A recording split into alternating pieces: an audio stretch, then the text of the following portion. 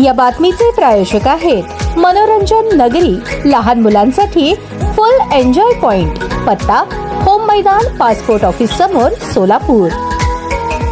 सोलापूर लोकसभा मतदारसंघाच्या खासदार प्रणिती शिंदे यांनी मोहोळ तालुक्यातील यावली आणि कुरणवाडी या गावांना भेटी देऊन अतिवृष्टीग्रस्त शेतकरी व ग्रामस्थांच्या समस्या जाणून घेतल्या। या भेटी दरम्यान शेतकऱ्यांनी पिकांचे, घरांचे आणि जनावरांचे झालेले मोठ्या प्रमाणावर नुकसान सांगत अद्याप अनेकांना कोणतीही आर्थिक मदत न मिळाल्याची व्यथा व्यक्त केली। खासदार प्रणिती शिंदे म्हणाल्या, अतिवृष्टीमुळे शेतकरी प्रचंड आर्थिक संकटात सापडले आहेत। सरकारने दिवाळीपूर्वी सर्व नुकसानग्रस्त शेतकऱ्यांच्या खात्यावर मदत जमा करण्याचे आश्वासन दिले होते, मात्र दिवाळी उलटून गेली तरीही अनेकांच्या खात्यात एक पैसाही जमा झालेला नाही। काहींना तुटपुंजी रक्कम देऊन सरकारने केवळ कर्तव्यपूर्तीचा दिखावा केलाय। शासनाच्या आश्वासनानंतर विश्वास ठेवून शेतकऱ्यांनी दिवाळी गोड होईल अशी अपेक्षा ठेवली होती, परंतु त्यांच्या अंगणात अजूनही काळोखच आहे। सर्व नुकसानग्रस्त शेतकऱ्यांच्या खात्यावर संपूर्ण भरपाई तातडीने जमा करण्याची प्रक्रिया गतिमान करण्यासाठी तसेच तांत्रिक कारणांमुळे प्रलंबित असलेल्या प्रकरणांची तात्काळ सोडवणूक करण्यासाठी आणि मदत वितरणाला गती देण्यासाठी आवश्यक उपाययोजना राबवाव्यात, यासाठी खासदार प्रणिती शिंदे लवकरच जिल्हाधिकाऱ्यांशी चर्चा करणार आहेत। दरम्यान खासदार प्रणिती शिंदे यांनी यापूर्वीच मुख्यमंत्री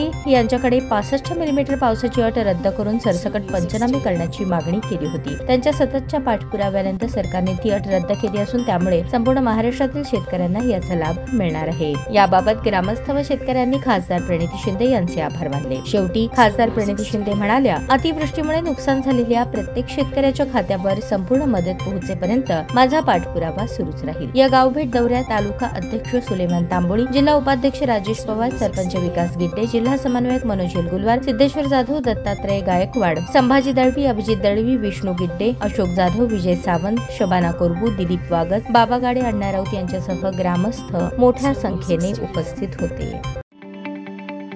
ताज्या बातम्या पाहण्यासाठी प्राईम महाराष्ट्र न्यूज चॅनलला सबस्क्राईब करा।